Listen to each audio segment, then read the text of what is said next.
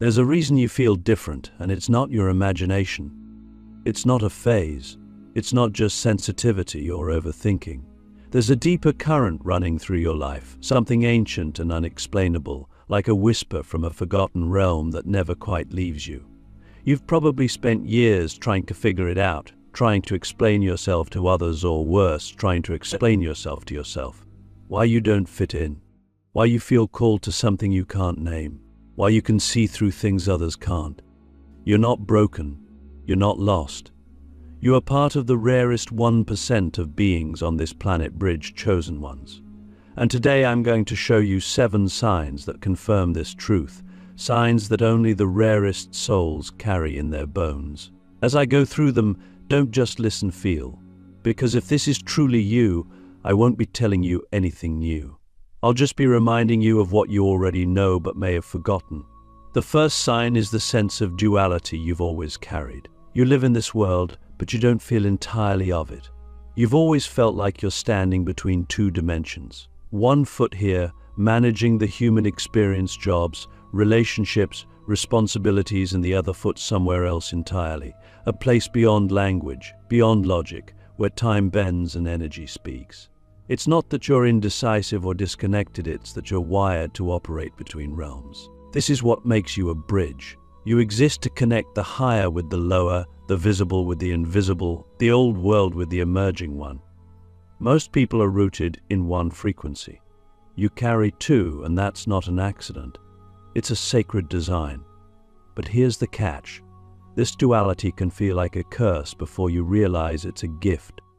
You feel torn, pulled in opposite directions, misunderstood by both sides. But what if that tension is the very thing that makes you powerful? The second sign is that your presence alone changes rooms. You've probably noticed that people either open up to you instantly or feel strangely uncomfortable around you. This isn't about your personality, it's about your energy. Bridge chosen ones carry a frequency that exposes truth, not by force but by resonance. People feel seen around you, and that can be healing or terrifying. You don't even have to say much. Your energy speaks louder than your words. It's like your aura is a mirror, and when people look at you, they see parts of themselves they've buried or forgotten. That's not always easy to carry. It can lead to isolation, to being projected on, to being misunderstood. But again, it's not a flaw, it's the mark of a bridge. Your frequency is not here to be liked. It's here to awaken. The third sign is that you've walked through fire, not once, many times. Your life has been laced with initiations, with trials that stripped you down, broke your ego, shattered your illusions. And while others may have crumbled under the same weight, you transformed. You didn't just survive, you alchemized. Bridge chosen ones are forged in fire because we are meant to carry codes that can only be accessed through suffering. Every heartbreak, every betrayal, every dark night of the soul was not punishment, it was preparation. It was the universe burning away what you are not, so what you are could rise from the ashes. And this is why you can hold space for others in ways they've never experienced. Because you've lived it. You've faced the void. You've kissed the edge of madness and found meaning hidden there. You've descended into your own underworld and returned with the keys. The fourth sign is your hypersensitivity to energy. You feel everything, not just emotions but frequencies. You walk into a room and instantly know who's hiding something. You sense when someone's lying without any evidence. You pick up on tension, intentions, even timelines. This sensitivity may have felt like a burden growing up. Maybe you were told you were too emotional, too intense, too much. But that sensitivity is your superpower. It allows you to navigate the unseen realms, to translate energy into language, to guide others through the fog of confusion with clarity. You're not weak, you're tuned in. The world has tried to numb you, to desensitize you, but you've resisted. And that resistance is what kept your gifts intact. Now, as the world grows louder and more chaotic, your sensitivity becomes even more crucial. You are a compass in a time of disorientation. The fifth sign is that you've always been drawn to the mystical, the symbolic, the hidden. While others were memorizing facts, you were decoding dreams. While others were chasing success, you were chasing meaning. You're not interested in surface-level anything. You crave depth. You're the kind of person who reads ancient texts, studies sacred geometry, or stares at the sky and feels something most people don't even notice. You've probably had strange dreams, synchronicities that defy logic, or encounters with spiritual beings that left you questioning reality. That's because reality, for you, has never been confined to the physical. The veil is thinner for you. And that's not imagination, that's a gift. You are an interdimensional translator, a bridge between what is seen and what is real. Now let me ask you something deep, something most people never consider. What if your most painful moments were not detours but directions? What if the very things you thought disqualified you were actually the proof that you're being sculpted into something rare, something powerful? What if your life has been a series of codes, and you're only now learning how to read them? This is only the beginning. In the next part, we'll go even deeper into the final signs and unlock the soul technology that makes you part of the rarest 1%. But before we continue, I want you to ask yourself this: what would happen if I stopped hiding and fully embraced what I am? Click subscribe to this channel to get more profound spiritual lesson. There's a moment on the path when realization hits not like a gentle breeze, but like a thunderclap in the soul. A moment when you stop seeking and start seeing. You realize that all this time you weren't just walking a spiritual path, you were building one. Not just for yourself, but for others. And that's where the sixth sign reveals itself. You are a hidden architect of new realities. You've always been able to sense the cracks in systems, the flaws in traditions, the illusions in culture. But instead of just tearing them down, something inside you wants to rebuild. You don't want chaos, you want truth. You want to restore the sacred, to rewire the collective, to architect a new way of being in the world. You were never content to just criticize the old. Deep down, you've always wanted to create the new. But here's the twist. This desire didn't come from ego. It came from necessity. You've seen too much to pretend. You've felt too deeply to ignore. You've watched people suffer in silence, lost in systems that drain their life force, and you've known without being told that you were put here to be part of something different. Maybe you haven't built it yet. Maybe you don't even know what it looks like. But the blueprint is already forming inside you. Every time you imagine a world where people are free to be who they truly are, every time you dream of a society rooted in love, reciprocity, and authenticity, you're getting glimpses of your soul's architecture. You're not just a dreamer. You're a builder of bridges between the now and the next. The seventh and final sign is the one most people overlook, yet it's the most powerful of all. You feel an unshakable call to service. Not the kind of service that checks boxes or earns points, but a soul-level pull to be of use in this world. It's not about ego, and it's definitely not about recognition.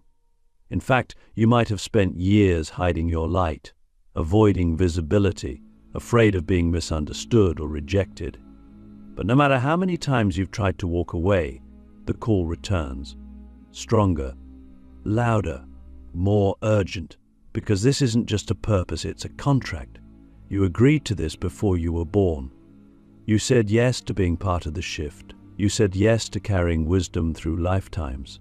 You said yes to being the bridge between fear and freedom, illusion and truth, suffering and awakening. And now, the call is activating. You feel it in your nervous system, in your dreams, in the way time has started to feel different lately. Maybe you're not sure what you're being asked to do. Maybe you're waiting for clarity, for a sign, for permission. But the truth is, the sign is you. The permission is already inside you. The clarity comes through motion, not before it. You don't have to have it all figured out to begin. You just have to say yes to your gifts, to your knowing, to your weirdness, to your power, to your truth. Let me ask you something that might shake loose something ancient in you. What if the very reason you feel like you don't belong is because you're not meant to fit into the world as it is, but to help shape the world as it's becoming? What if your discomfort is divine pressure? What if your confusion is sacred data? What if your entire life has been an initiation into becoming a bridge not just for people, but for timelines, for consciousness, for collective evolution? You see, the rarest 1% of bridge chosen ones don't come here to blend in. They come here to bend reality, to speak in frequencies, to listen with their whole being, to hold space for the pain of the world while transmitting a vision of something more. And that's what you're doing even if you don't know it. Every time you choose love when hate would be easier, every time you stay present when it would be safer to numb out, every time you speak a truth that cracks someone else open, you are fulfilling your soul's contract. You are walking in your remembering. And now something big is happening. You can feel it. The energy is shifting. The veil is thinning. More people are waking up, and they're going to need guides, not gurus, not perfect saints, but real, grounded, honest humans who have been there, who have walked through the fire and come out carrying water. That's you. That's who you are. You don't need a platform to make an impact. Your life is the transmission. Your presence is the medicine. And your soul? It's ancient, encoded, and ready. So if you felt the signs, if you've heard the call, if something inside you is rising even as you read this, don't ignore it. You belong to something rare. You carry something sacred. And the world needs what only you can bring. Awareness is the spark, but embodiment is the fire. Many awaken to the truth of who they are, but few ever become it. And that's the difference between those who simply know they are bridge chosen ones and those who live as one. When you begin to embody your essence, everything changes, not because life suddenly becomes easier, but because you stop resisting your role. You stop apologizing for your depth. You stop shrinking to fit into places you've already outgrown. You begin to carry your truth not as a burden, but as a torch. That's the real shift. That's where the power begins. To embody your role as a living bridge means to become a conduit between dimensions. It means learning to hold complexity without needing to simplify it. You are here to translate the invisible into something people can feel, to take wisdom that's felt but not yet formed and give it language, movement, and shape. But embodiment doesn't happen in theory. It happens in the body, in the breath, in the choices you make moment to moment. Every time you align your actions with your knowing, you're embodying. Every time you ground your energy and stay present in chaos, you're embodying. Every time you speak a truth that disrupts illusions, even if your voice trembles, you're building the bridge in real time. And yet, this path is not glamorous. No one claps when you choose integrity over validation. No one throws a parade when you set a boundary that costs you comfort. You won't always be understood. In fact, the deeper you embody your light, the more shadows you'll trigger. But that's not a sign you're failing. It's a sign you're vibrating on a frequency that challenges the collective unconscious. You're not here to be light, you're here to be clear. And clarity is medicine, even when it stings. One of the most powerful ways to step into embodiment is to listen to your life. Your daily experiences are not random, they are messages. Your relationships reflect your inner alignment. Your triggers reveal where your energy is still entangled. Your dreams carry blueprints your conscious mind can't decode. Start paying attention. The universe is always speaking to you, but it speaks in energy, symbols, synchronicities. You must slow down to hear it. You must be willing to live from the inside out, even when the outside world doesn't make sense. Let me ask you something that cuts right to the core. What would your life look like if you stopped negotiating with your calling? What would happen if you stopped waiting to feel ready and recognized that the discomfort is the readiness? Most people want to feel confident before they act, but bridge-chosen ones must act before they feel confident. That's how faith works. That's how embodiment works. We walk into the unknown not because we have no fear, but because our soul refuses to play small. To fully step into your role, you must also learn to protect your energy. Not out of fear, but out of wisdom. Your energy is your currency. You are not meant to be available to everything and everyone. You must become intentional with your time, your space, your thoughts. Embodiment requires boundaries, sacred ones. Not walls, but gates. You must learn what enlivens you and what drains you. You must curate your life like an altar. Only what is aligned may remain. And perhaps the most important piece of embodiment is devotion. Not to an identity, but to the deeper truth that lives beneath all identities. The truth of who you are. Devotion doesn't mean perfection. It means returning. Again and again. Returning to the breath when you forget. Returning to presence when you drift. Returning to love when fear pulls you away. You will fall. You will forget. But each time you return, you become more anchored, more clear, more you. This is not about becoming someone new. It's about becoming fully who you already are.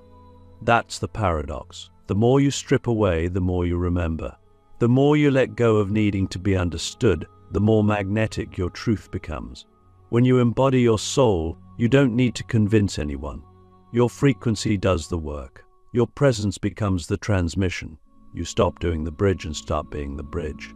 And so I ask you, with the deepest sincerity, are you willing to become the mirror that reflects back to others what they've forgotten within themselves? Are you willing to let your life become the message, the medicine, the map? Because once you say yes fully, irrevocably, there's no going back. The world will begin to shift around you. Doors will open. Illusions will fall away. Synchronicities will multiply. You will begin to live in alignment with something ancient, something cosmic, something true. But you must take the step, not in thought, in action, in embodiment. Because now, the bridge is not something outside of you. It is you. There comes a moment quiet, undeniable, when the path no longer feels like something ahead of you, but something beneath you. You stop chasing alignment and realize you are alignment. You stop searching for signs and realize you've become the sign. This is the final crossing. It's not about gaining more knowledge, achieving higher states, or proving your worth. It's about living as the bridge you were born to be.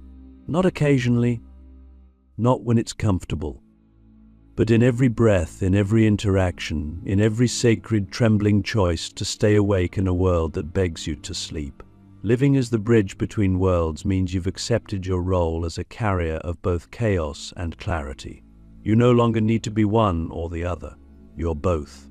You're the storm and the stillness, the wound and the healing, the mystery and the message. You've stopped trying to be perfect. Instead, you've become true.